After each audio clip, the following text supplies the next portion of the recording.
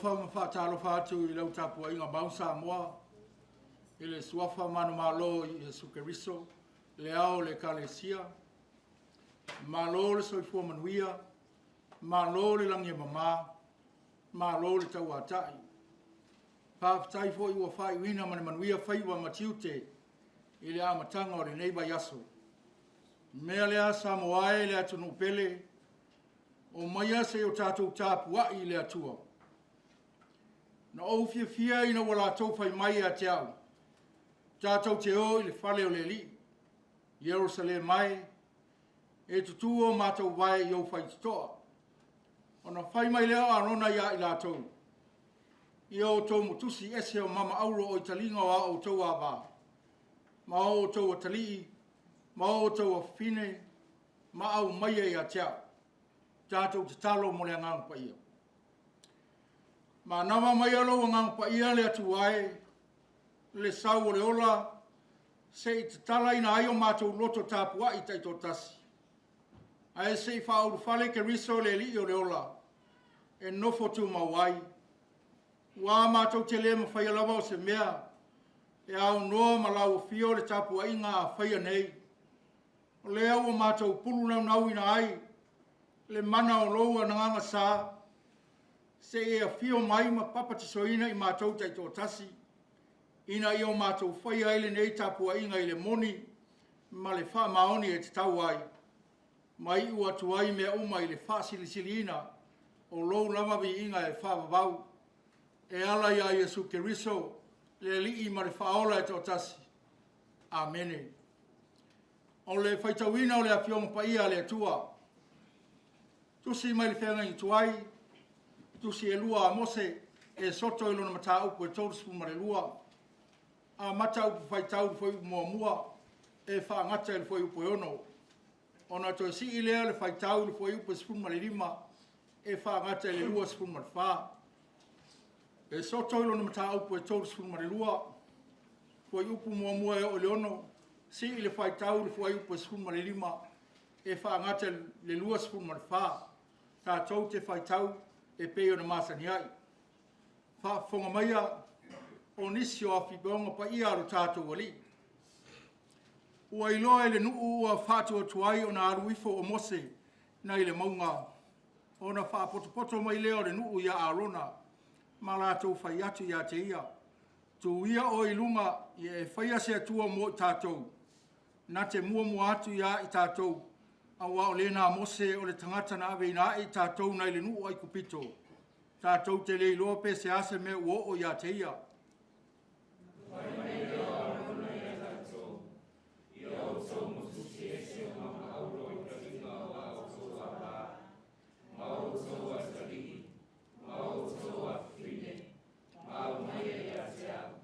O na matusi ese lea ele nuu uma o mama auro sai o lātou talinga ma matu ia arona.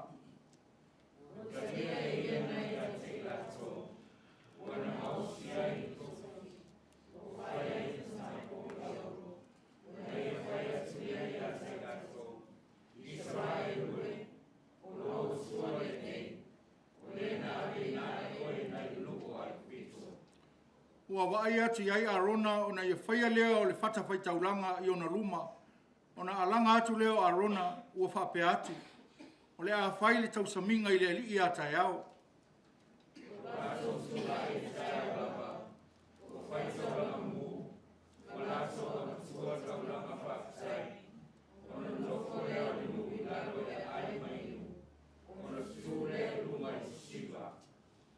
O na liliu leo mose ma ua aruifo nei le maunga. Ma papa maa e lua o le tūla fono I lona lima. O papa maa na tūsia I rola I tū e lua. O lea I tū ma lea I tū ua tūsi ai. Lea papa maa foi. O le ngā luenga le sua ia.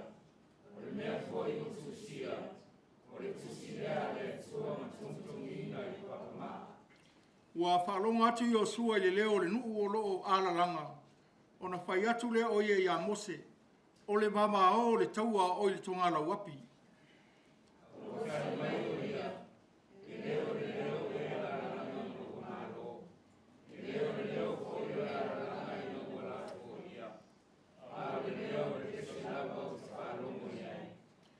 ua whaalata atu o ia le tongala wapi, o na iloa ai lea e ia o le tamai povi marisiva, o na tupu tele ai lea o le ita o mose, ua lafo ifo papa maa na iona lima, ua nuti ai lalo le maunga.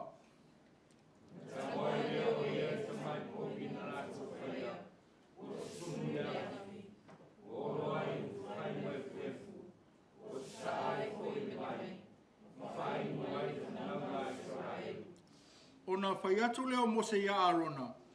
O le ale mea na whai e le nei nuu ia te oe ina oe wha o ai le nei anga sala tele ia te ilatou.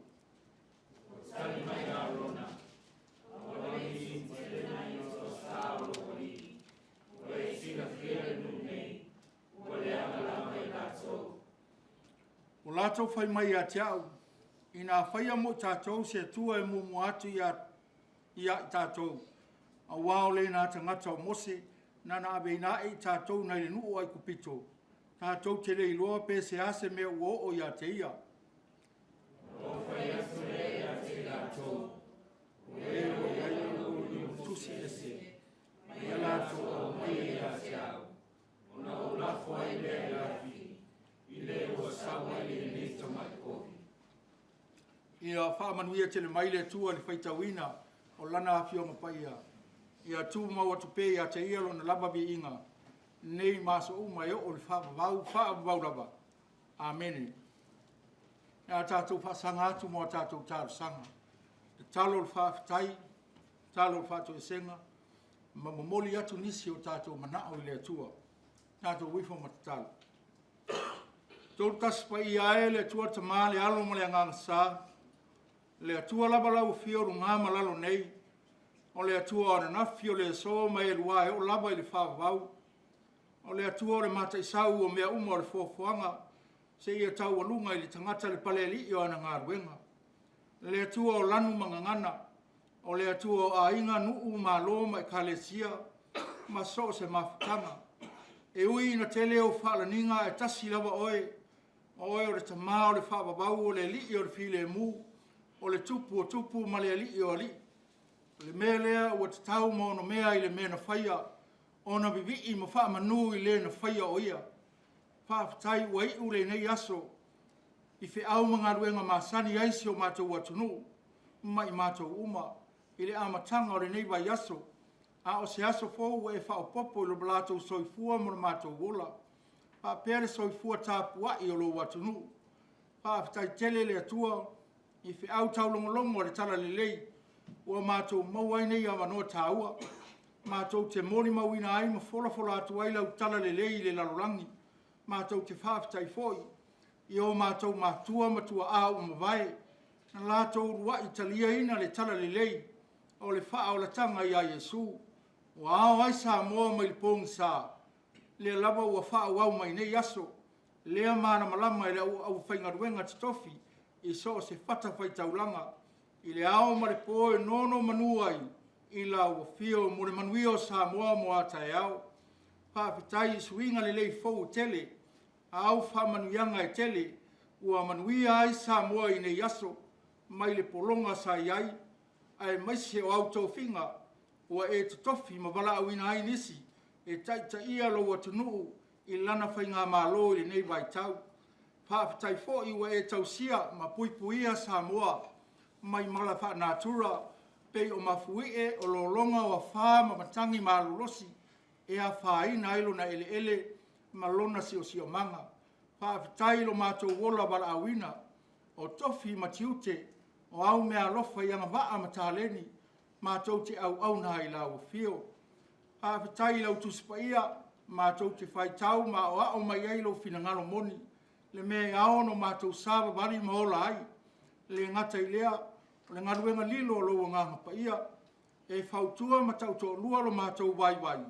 Siri la mātou whaafitai, o le taulanga o le whaoletanga e ala ia Yesu Keriso, na maliu ma toi soifua manu malo ma le oti ma le tuunga mau, talu le whaoleina o le tangata ngasala. Ia tu mau i lau fio, le vi inga ma le mamanu ma le whanetanga, le pule au au ma lava, nei e o i le whaababau lava. Mātou te whaato ese le atua, o i mātou lava o le whanau angasala i o luma. Pa mangalo Samoa ma yona ao se yo yona iu. Ua lewa na suruia Samoa I ave marulosi o lautala lelei. Peitai o lo tau tewa pere soifua whare whatuatua. Ma le ola whale anganga I lau fio. Ua le aise anga I luma o whanau ma tupulanga taravou. I tama mateine awa nā o le wha solo I tua. Pa mangalo lo mātou whi ai nai ma le whemisa ai. I o mātou lava uso a tangata. Le aise nofo whare whani. Taluai ua vai la mātou mōri mau. Ma la mātou tā lai atu ke riso. Inisi o lo pongi sa pea. Ua vea le tele o mausuinga fau. Ma le sawa o ala wha nei anu pō. Ma mea ua mātou wha moe. A whalango lango iai ai wha ngalo oe le atua moni e tō tasi. Le ala fo I lea o le tele vawe o lo mātou soli tūra whono I au polo a inga. Wa whaina ai o mātou a inga o nuu o te tonu o lau I kāle sia pa ia. Wha mā ngalo I lana whai ngā mālo o lo ta ia le atu nuu. I le nei fo I wai tau. Pe a whai o le eo matasi le futia ma le umele I le lato ta inga ma lo fina ngalo pa ia. Ha mā ngalo lo mātou wola wala awina. Le wha maoni I tiute ma whaiva. Ai maise o tāleni mā ngaba. O soifua ma ngāru rue ai. Ma ngalo lo mātou le wha maoni I le tausinga o le whanau. O lo mātou tofi mai lau fio. Ai maise lo mātou le fia I whai tau I lau tusi pa ia. A pēr fo le te eno loua ngā ruenga lilo loua ngā pa ia. Lo mātou fisoa soani siri. A bea ia le maliu o loua lo pele o Yesu Keriso. Le ta mai mā moe le pōna e wha ma wha mā ngalo ai o mātou wha le tonu uma. Le atua wha whonga te tāloe o le malia ai o mātou mana o I mele le uma. I e wha manuia I a Samoa I lana Tapuaiga mau. Mai maunga te tele se pā ia maunga iti. Ai maisi o le au whainga ruenga te tofi le atua. I so se whata whai taulanga. O nono manua mo se manuia o Samoa mo hatai au malana tara lelei. Ha manuia I ta māma tina mātutua. O lo pōle whala maula le ula. O tapua ia le alo whaiva o lau whanau I whaiva matiu te māsani. Alo whangia le pule ali I mawhai pule. I nuu mana le whanga ta itasi. Ia maua pēr le while mua o la ua fio. E leo ma ta ina ai o tangata. Ha manuia le nei ofisa. Lau e kāle sia e lana televise whasara lau. O se au nanga tā ua mao ngā. E wha lau I loa atu ai. Lau tala le lei I so se tafa o le nei lalolangi. E wha manuia I lana whainga mālo. O lo taita ia le atu nuu le nei vai tau. Ia taita I ma le ami o tonu. A ia pūlea ma le alofa. Ma wha vai mea uma I lau o fio. Wha manuia I tupulanga talavou I tama mateine lalova oa le atu nuu. O le luma nai o nuu o mālo. Wha pēr lau e kāle sia pa ia. E wha mālo lo I nisi o lo mamai. Ma ngase I maota malawa. Ha pēr ai o pupua ngā tia. Ha maise ma wha maa whanawhana lo wanganga. I nisi o whea ngai malau wala au pa ia. E ala I malanga maliu ma le oti. Ia e alo whangia Samoa mai mala whanātura. Pei o mafuie, malolonga, o a whāma matangi marulosi.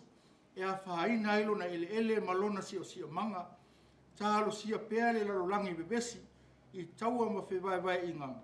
E iai pēle while mua la o fio.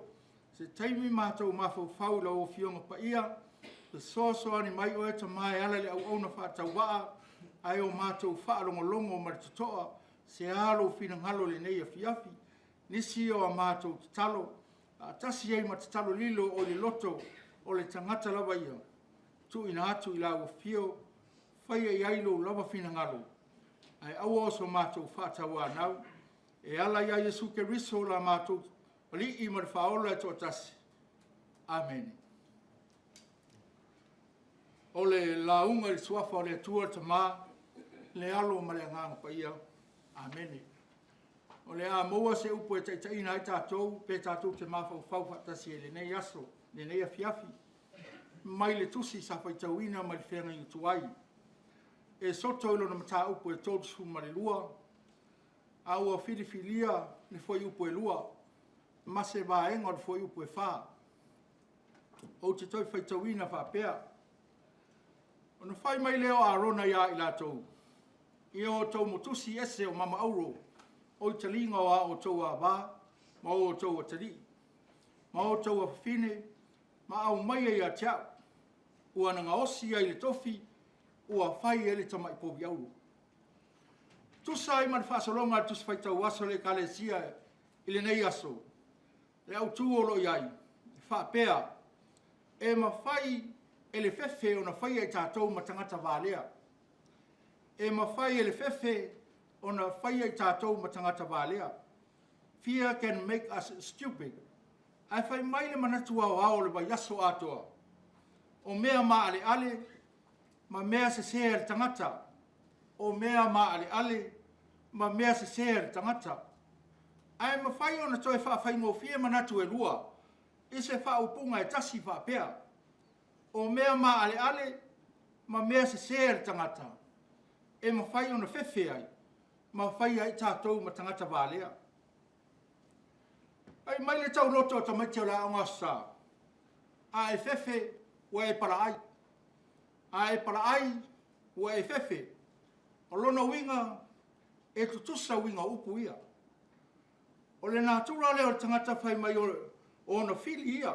E ili tata tele iai awa e le mana o iai. Awa o tūranga i e tūra i mai pia a fia pe maua i fwoi se tasi i le mea tau o le fefe. Nā o le whaalu maina, tau baleaina, ino sia, ma le whaato i laloina. Ma le isi anu anu o winga, lele lei whapena. O ia winga lele lei peo na o tāua, e whanau mai i le tangata ua maua le fefe. Ua manu malo i le langona o le fefe. Peila o le nei, pate tainga, o le tālonga le whai pele. O le ale le lei manaba tā pena sa uninga, tau le koleni le tamafusu. E whaatino le tālonga. Ai a oso i tutono le maia e fefe mapala ai. O le malosi al vale lama. E fusu rama o whaia ina. Ai sea, abe lama le fefe. E whapena fwoi tūranga whale a onga. O le ale tele au mesa au. Ma le tele o tāpenanga su e suenga masa i lilinga. Ai a mata le suenga e fefe mapala ai. O le malosi lama e tongi le vai. E ngalo me o masa au. E sola foi le atamai. A wā ua pule a toa e le fefe. Ma le pala ai. O le unga foi. E le pasi ma le manuia le tamawhai. E fōringa whapena le tala sa whai tauina. Mai le tusi whai tau le nei aso. Le tala malamalama o whangongo tangi au. Lau tau whafonga Samoa. Le tu ua e mose o arona ma le whanaunga Israel. Ai anu le maunga se tala noa ma le atua ma au maitu la fono. E taitaina ilo na nuu. A oanga atu le nuu i le nuu forfolaina. Sila fia le leila vai arona. E le whaapa ole pena tu ua whaapa oe vanga e mose. Le whainga o upu tau maa vai. I lona to e sea i lunga le maunga. A tu ua ia te ia mahuro le wa inga o le nuu. A wā ua mauti noa mai loa le leia mose. E le whainga o fia nga ruenga a tu ua ilo na uso ma lona fseosoani. O le tau wha mo popoina. O le nu ua ma a ua, ma le usta i le fina ngaro pa ia o le atua. O tō whinga matiute e mana o mia ele tangata e toa to i te lele roto. E le pala ai pe fefe se mea, ai matau ma whātua tua whālangolango i le atua, i so se mea. O le ale tau siringi ai lea i le wala awina o le uso a rona. O le au auna whaawina. A o se o si tauranga silia le atua ilona nu. Pei tai. Ina pu mo pe na tau aso le vai a rona nei to finga uma. Ina ua maua le fefe. Ai o 42 le loto o mose mai o sua. Ina maa le ale ma le whaingo o fie ma le vambe. Ona sui o le a rona o le mese. Muri ai ma aile. Ile me o tupu. Aua mua i whawhero a i lawa le wāwā o, ma le ala langa mai o le nu o le atua. Whai mai a lātou, a wāse tai inga o lātou o le nu o le atua, mo a ngai atu le nu o forforaina. Nā ona ana langa mai lawa o le nu o le atua, ma tapisa mai ma wha matau mai i le whanaunga Israelu mo so lātou tai fōu. Whewhero mārona. Si ilo malima o arona. O inana fefe ai, matali atu lo lato mana e ala i lo lato o tua fo o le povi aulo a ua to e fau ma le fata fai tauranga e osi ai tauranga i le atua o le fesidi e fa pe fe le tangata o le atua ona faia se mesi se ma se anga sala matu ia a o sila poponga alofo o le atua o le mea o tu ua fafa le isi mesi se i lungo le isi mesi se o le isi anga sala i lungo le isi anga sala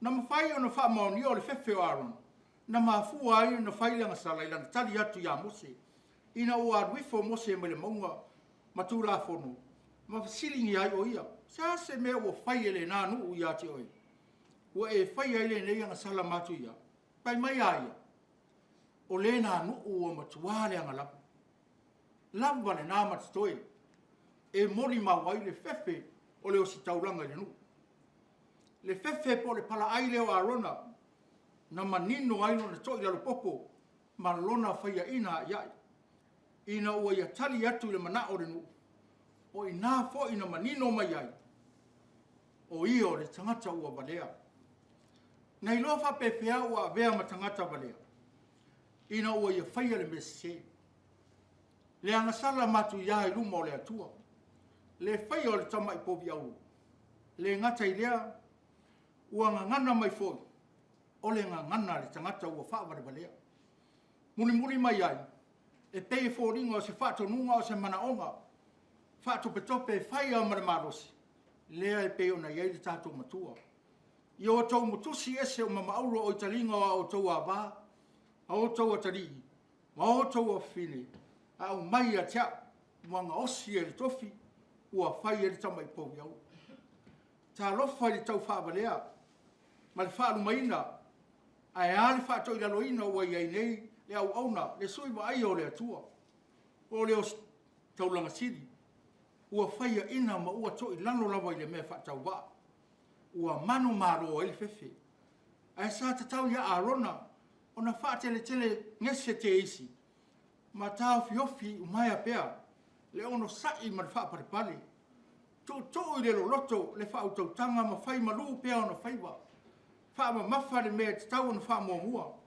a wasa te tau ono on sai ma talo ma wha ma popo le nu ma futa le te talo ma whai ana pongi wha moe ma wha tua pia i le atua a wae le pine o na tali mai a wae le aise mea le ma whai e le atua a o tāria i lupe o maunu i le toifo i ane o mose ma le maunga a wā o whaiwa tapua ia o whaiwa manuia ia mai a fua mai fo i maunga le manuia o le nu ma sei toi wha manatu i ele nu ai ua ngalo le whea ngainga mai le amatanga o tau o lo nu o a ua lo o tau atua o le atua o Aperamo o le atua o Iakopo o le atua o Isako le atua na au maia o e nai e kupito le mesa e nofu polonga ai pe tai le ai ase mea o toi le leima toi sa o Arona ua na o mea se ma mea matanga ua iai nei ua manu malo o le fefe au la le apostolo Paulo le kalesia i Roma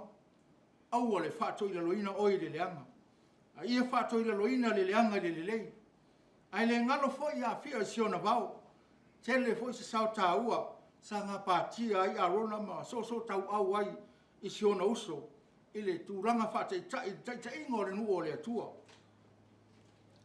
e ui na u masaa le puwai le mātu i ao le angasala sa ia whaia i ruma o le atua le atua lava ia o le atua e lofa ma whaamangana.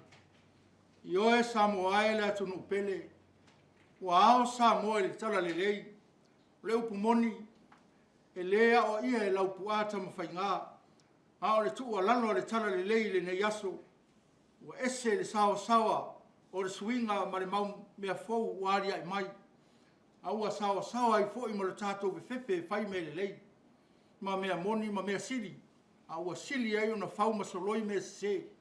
Le taimi nei, i lunga upenga ta whai langi ma api o fōringa, e numera tasi ei le uleo lea, po le tala lea, ua whianga ngana le mea sao, ma le mea moni. A ua tau mia lawa i le mea se, a o nā le tusi, o le tau i fo i o le mea se, ma le angasala o le oti lea. Ai ale apostolo Paulo, a whai au tātou maleri o ai se whaasanga tau mai. Le ke riso le nā, le tama le nā na te abesea me se o tātou wolanga. O ia fo ina te abesea o tātou para ai, malo tātou fefe. E ala no ta whiri sau noa, le fefe ma le pure sau wā le fefe ia tātou. Se le wha ma mafa ma le wha mua mua. Mea nā ne tupu ia Israelu ma le o se taulanga o Arona. Ua wha moe moe ma wha lango lango, lo lātou poto ma lo lātou atamai. Aua le wha tua tua ma wha lango lango le tua, e ou le pule hawau ma lava. Iesu lava ia, wa nā o ia o le tangata na te mawhaia, o nā avisea o tātou se, ma lo tātou fefe ma para ai. Le lava na wha atino a ngai atu i le amatanga o na pōpua ngā. Fe avea i solo i ona whamasinonga ma whasiringi ai. O oe eo le tupu o tangata i utaia. E le fefe pe para ai elo tātou wari. I lana tali atu. O lea lava. Na o lava i lunga o le sa tauro mata ngā. Tanu mia ma toi tū manu mālo ma le oti ma le tūnga mau. O le mea lava i tasi. E le fefe pe solo muli ai. Awa na fefe ma para ai ele toi fili o le tangata o le oti lea. Le oti e fea lo tui, le tuunga maue, fea lo manu maru. O le mea lea Samoae, lea tunu upele, so ia la ia tātou tutoi fefefe ma pala ai. Ua tātou manu malo whaatasi ma keriso, i le ola atali, po le ola e whaavavau. Whaavavau lava. Amene. A tātou whai une neisi, sauninga i le pese lua tau tasi. Lua tau tasi i inga o le atua tātou ki whai une neisi sauninga.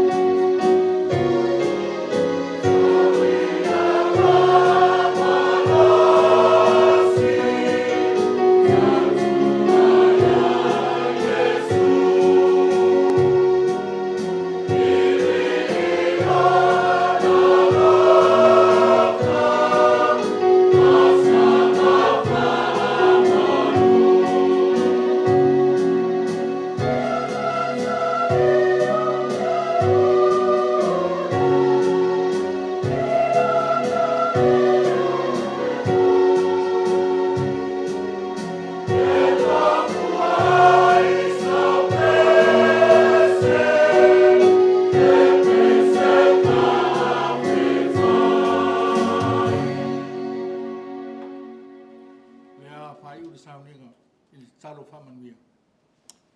Aore manuia ma le file mua oele atua tama, tuma mai le ilunga ia te mātou, malunga o lau whanau le larorangi atoa, ele mare alofa siri ese oe Yesu Keriso lo mātou li i mare whaola e tōtasi, mare mawhitanga le motusia ma lou lava ngā ngapaia, nei masa uma e o le whaamamau lava. Amen.